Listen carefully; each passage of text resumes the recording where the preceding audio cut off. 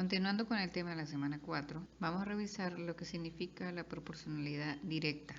En un tema anterior conversamos respecto a la relación entre dos números o dos variables que expresa una razón, y si hay alguna medida o relación entre ambas decimos que es una proporcionalidad. La proporcionalidad directa tiene que ver con la relación entre dos variables de tal forma que puede representarse como y igual k por x, donde k recibe el nombre de constante de proporcionalidad, es decir, y va a ser igual a una x multiplicada por una constante de proporcionalidad. Esta variación directa para una constante k distinta de 0, decimos que y varía directamente con x, es decir, cuando x crece, y también va a crecer, y cuando x decrece o disminuye, la y también va a disminuir. Por eso se llama directa, porque la variación ocurre en el mismo sentido. Si vemos un ejemplo, una rueda da 200 vueltas en 10 minutos. ¿Cuántas vueltas dará en 1 hora y 15 minutos? En este caso, las variables que estamos analizando tienen que ver con el número de vueltas y el tiempo. Los datos que tenemos nos dicen que 200 vueltas se dan en 10 minutos. X vueltas se darán en 1 hora y 15 minutos, son 75 minutos. Con la información que tenemos podemos establecer las proporciones. X vueltas que queremos encontrar entre 200 va a ser igual a 75 minutos entre 10. ¿Por qué? Porque la relación que hay entre las vueltas y los minutos debería ser una cantidad constante, y eso es lo que estamos representando cuando definimos las proporciones. Tal como tenemos la expresión, podemos despejar la x. La x está dividida entre 200, la multiplicamos por 200 y también multiplicamos por 200 el lado derecho de la ecuación para que no se altere.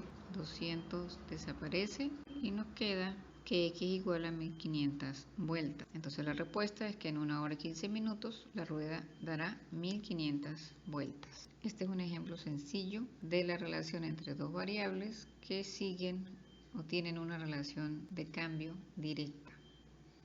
Veamos otro ejemplo. Queremos determinar la potencia necesaria para impulsar un bote. Sabemos que la potencia P, medida en caballos de fuerza, necesaria para impulsar un bote es directamente proporcional al cubo de la velocidad.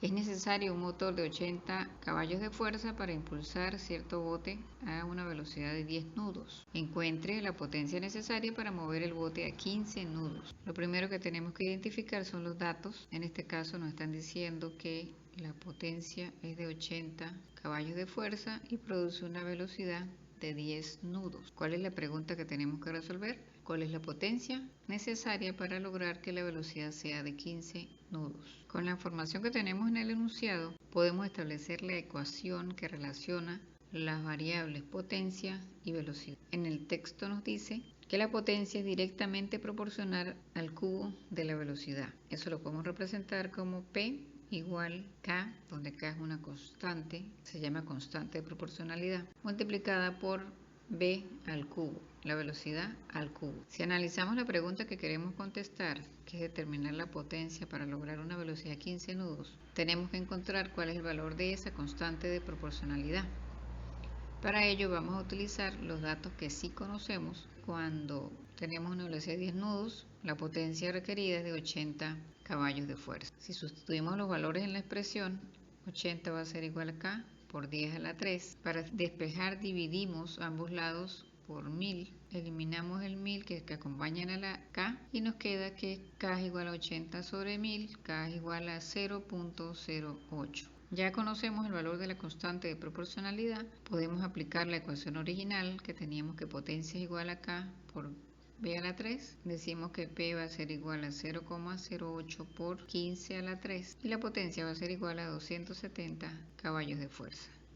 Este ejemplo es un poco más complejo en la formulación, pero es una demostración del uso de la proporcionalidad directa entre dos variables para determinar alguna incógnita o determinar el valor de una de las variables después de que cambie la otra variable. Hay un concepto importante que está implícito, es que hay una relación de dependencia entre la potencia y la velocidad. Usualmente cuando hablamos de proporcionalidad directa o inversa, como lo vamos a ver después, siempre estamos hablando de dos o más variables en donde una es independiente y la otra es dependiente. Y la relación está dada de acuerdo a una constante de proporcionalidad.